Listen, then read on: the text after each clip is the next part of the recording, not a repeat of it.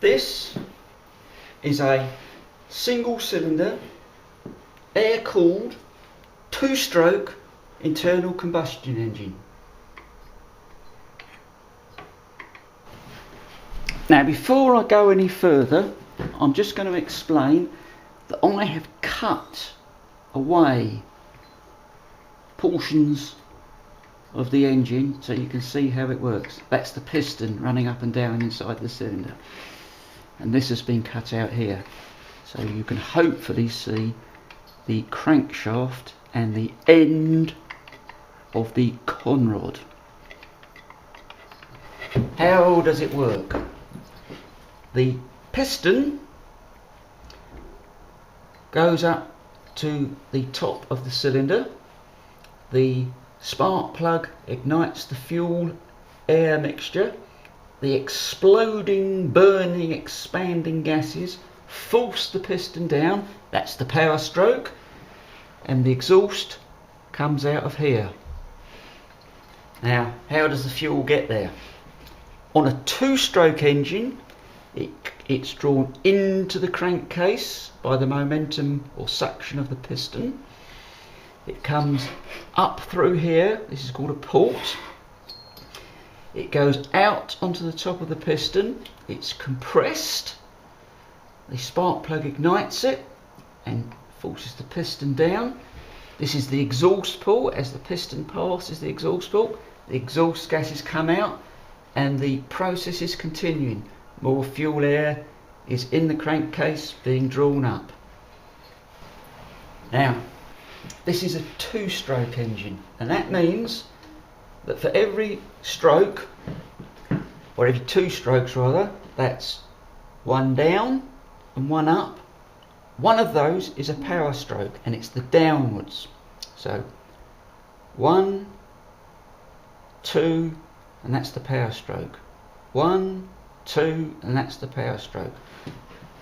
In another video, I'm going to tell you about a 4-stroke engine. Right, what are the pros and cons between a 2 and 4-stroke engine? Well, a 2-stroke is very much simpler. It doesn't have valves in the cylinder head to let in the fuel mixture and out the exhaust, so it's cheaper to make, it's lighter, and it's easier to maintain.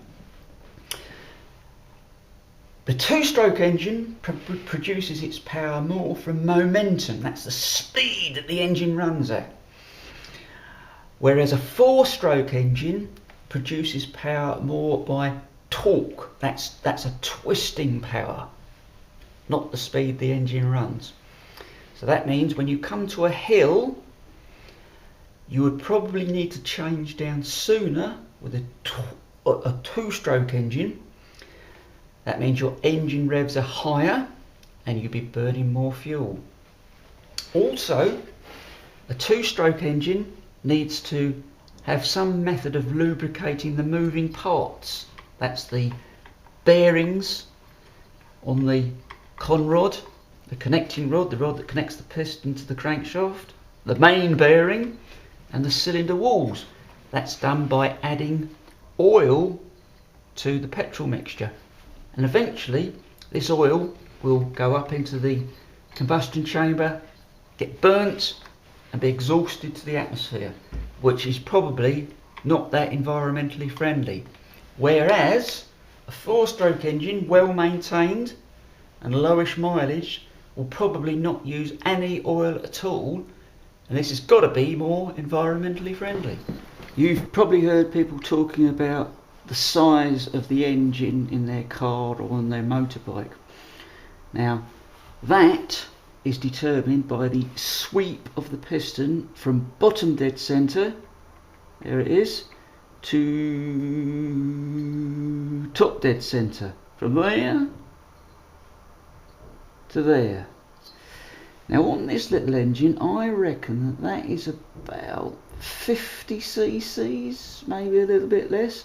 When I say cc, I mean cubic centimetre. That's a cube, 1 centimetre by 1 centimetre by 1 centimetre.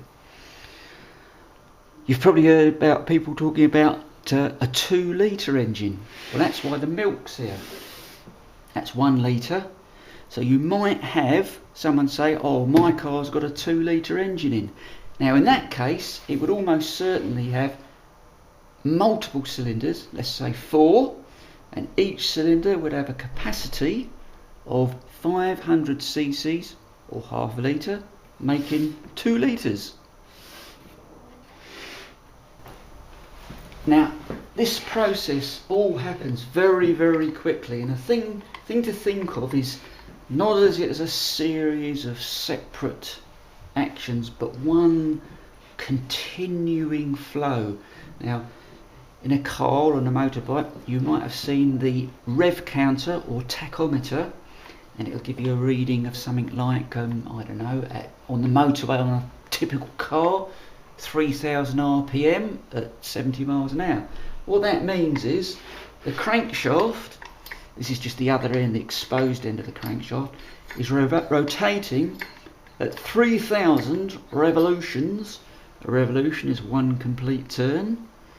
3,000 revolutions per minute, which is quite fast. Okay then folks, now I hope this little video has been of use. Now I'm no expert, so you better just get your teacher to clarify that what I've said is correct. And there's loads and loads of more to know about engines, and hopefully we'll make a few more videos in the future. Bye.